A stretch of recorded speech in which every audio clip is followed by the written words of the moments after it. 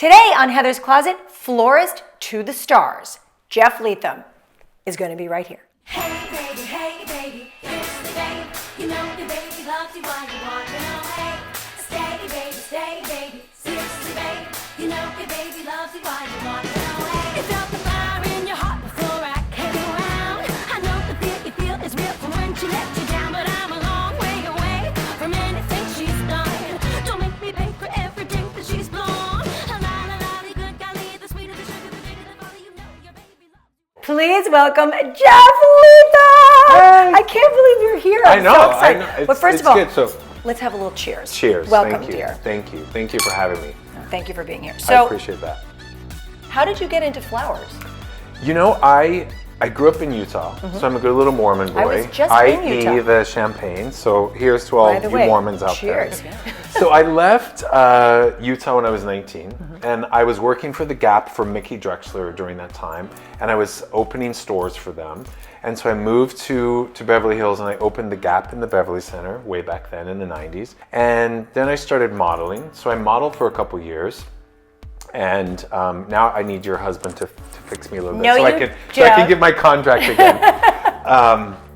And then I came back from Europe modeling, and there's one great thing that my parents installed inside of me was like, I love to work. And I didn't have a job for like 2 weeks. So I called some friends and I said, do you know anyone that's hiring? And then they said, I do. There's a flower shop at the Four Seasons in Beverly Hills on Doheny, your hang, your joint.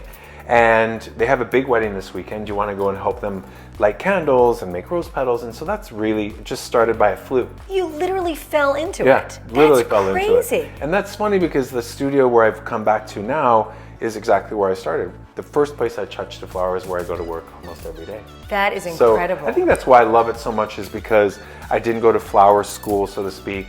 And I just have created my own style and my own way of doing things that's so out of the box and so different. And I think that's how you get people's attention. Oh, absolutely. And I told you this when we first met, was that what I noticed when you took over, retook over the Four Seasons, was I walked in and it was so different.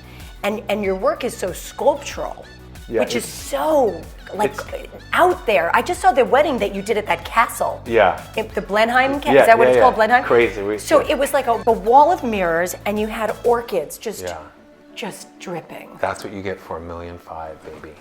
No, I mean, it's really not about... Is that how much an orchid wall is? It's not about the money as it is. I mean, the money helps, but the clients that I work with now, if I'm having fun, they're going to get like the most amazing experience. Like this wedding in London was just deemed the most lavish wedding, ever in the history of England. It was all over the press and the Sun and the Times, and but what was cool about it? What I noticed was you posted a few sneak peeks, but what you did was you posted a picture of your team. Oh yeah, and it was for me, it's not just that you're this brilliant floral decor genius. It's that you seem No one told her I was knighted. Okay, I'm leaving. I'm Sir Jeff Leatham, and no one told you. No.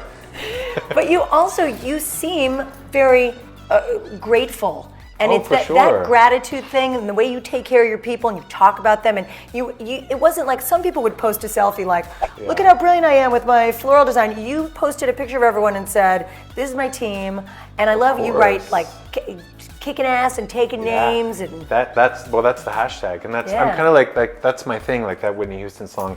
I have nothing.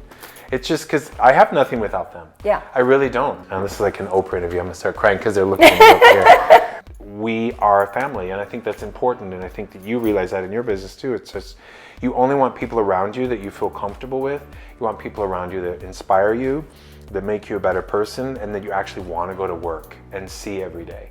And if you have all those three things together, then you can create art, because it becomes fun, it doesn't become work. And that's what we do. That's why we travel around like Fleetwood Mac in the 70s. We're like on airplanes together and on buses and in cars, and of course on TV next. But we're all together as a team and having fun. So course, now I'm going to yeah. ask you about your cute fiance, Okay. because Colton is adorable, Yeah.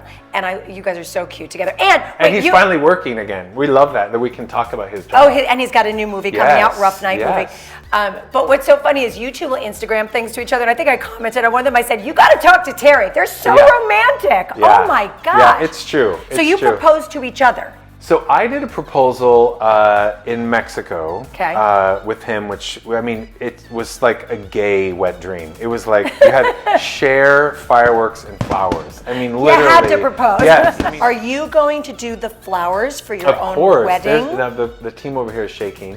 But yes, and I had this discussion with How do Colton you last night choose? because Colton like stalks my Instagram page and he like will screenshot things. And he's like, I want this and I want this. So I'm like, that's fine. So I call his agent and his business manager, Yeah. and then I just tell them where to wire the money.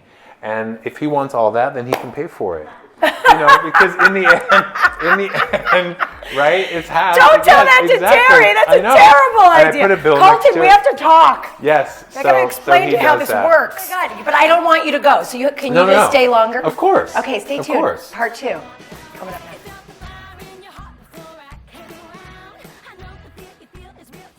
And the winner of our Wonder Woman bracelet giveaway is Debbie8X0. And she writes to me, "Hello, Heather. Well, our beautiful mom died of lung cancer only 2 years ago, and it has been the hardest thing anyone could ever go through. Well, this year, my only sister got diagnosed with breast cancer.